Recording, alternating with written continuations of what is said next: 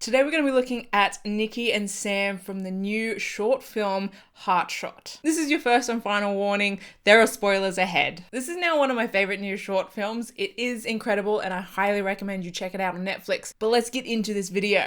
We start off the film with a shot that reminds me totally of Girls Like Girls. We have this opening sequence of Nikki riding down the street on her bike. Straight away though, we're revealed to, I guess, Nikki's habits of sort. She is a pickpocketer, gets introducing her to her background and maybe her lifestyle. She's got this bad girl image going on, which I'm totally here for. Jumping over to Sam, we see that her family is packing up to head away for a couple days, so she's gonna have the house to herself. It is talked about that Nikki isn't out to her parents. That's why Nikki is always coming over to Sam's place instead of Sam going over to Nikki's place. It's also noted that Sam is heading off to college soon. Jumping back to Nikki, she gets a text from Sam saying that everyone's gone, she's free to come over. Yay, happy times. Before she does though, she pulls out a gun. She has a gun on her for some reason. Not enjoying that. I can appreciate a bad girl look, but a gun? Okay. Anyway, so Nikki rocks up at Sam's place and they are actually adorable. Like, their meet is so cute. They're just sort of like are super nervous around each other and so into each other. It's just, oh, I love them so much. But after their adorable greetings and their kisses, Nikki quickly gets nervous. Like, she doesn't really want to be seen out front.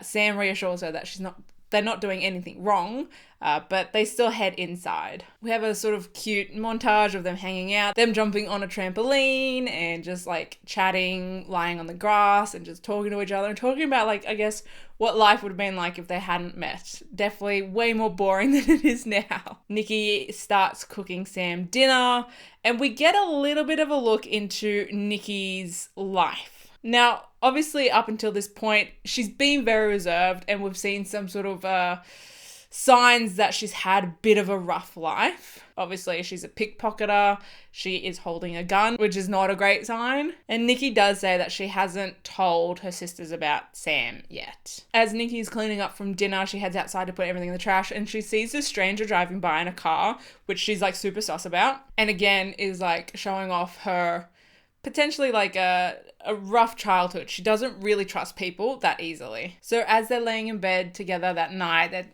Sam's reflecting about how like nice this day has been, how it's kind of felt different. Like they're living together as opposed to just like visiting each other for a couple hours because they've got the whole place to themselves and stuff like that. And she, says to Nikki that she loves her and that she would like Nikki to move in with her when she goes to college. She thinks that would be really, really awesome, right? She's super stoked about it. But then Nikki's really hesitant.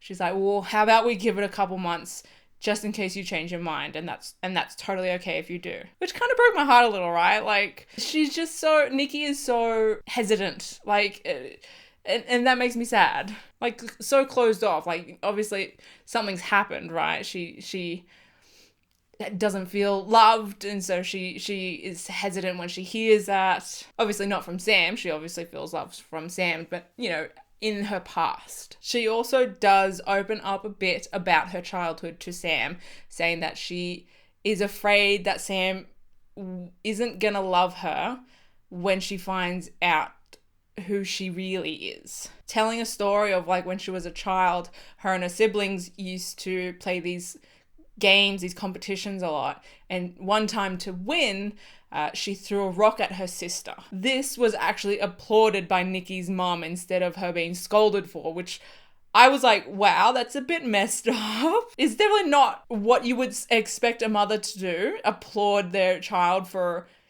physically abusing another child to win a game. Not something you would typically see a parent applaud. And so obviously she feels sort of ashamed of all this, and scared that Sam, like I mentioned, is not going to love her once she really gets the true story of Nikki's background, Nikki's family, Nikki's life. Sam reassures her, though, that she does love her, and they head off to bed. Nikki, though, does leave in the morning, feeling it's going to be best for Sam if she does. As she's leaving, though, she's stopped by these men in the backyard with guns, and at this point, I'm like, God damn.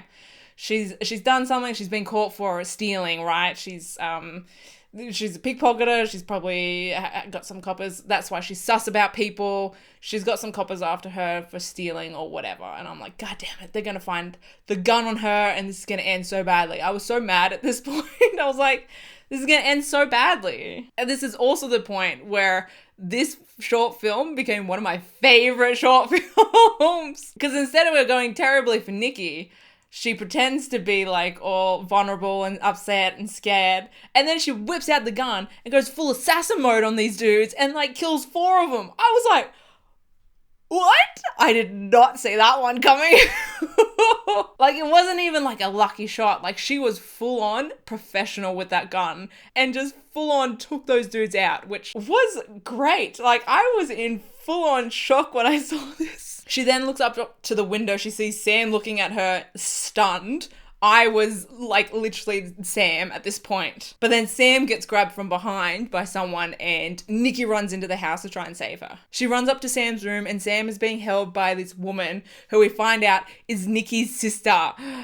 Oh, the plot thickens. So Nikki is like a part of this like full-on assassin family or some shit. And Nikki, I guess, has been trying to sort of pull free of it, has not been obeying the rules. She's, you know, obviously in love with Sam and wants to settle down and have a life with Sam, which does not include this assassin part of it. But her family is not having it. And so then Nikki and her sister have this full-on assassin fight sequence, which is like the most badass sequence that I've seen. It's so cool. It is just so cool. Unfortunately, Nikki doesn't win and gets knocked out, though her sister said she wasn't here to kill her, just to beat her ass, which she did. So Nikki gets knocked out, and when she wakes up, Sam has been taken. So she sets off on her bike again, heading down the street, and we get like sort of another, I want to say like nod to Girls Like Girls music video, because like they started the film with that scene,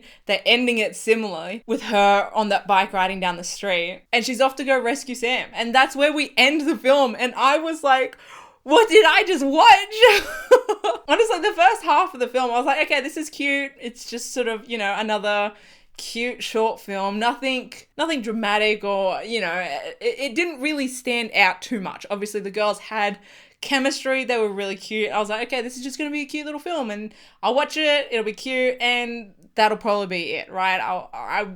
I'll probably forget about it later. But goddamn, when she pulled out those assassin moves, I was like, oh shit, this is sick. This is so cool. It definitely added like a whole nother layer to it. And it ended on like a cliffhanger. So I want them to pick it up for either a series or a full-length feature film. Netflix, come on.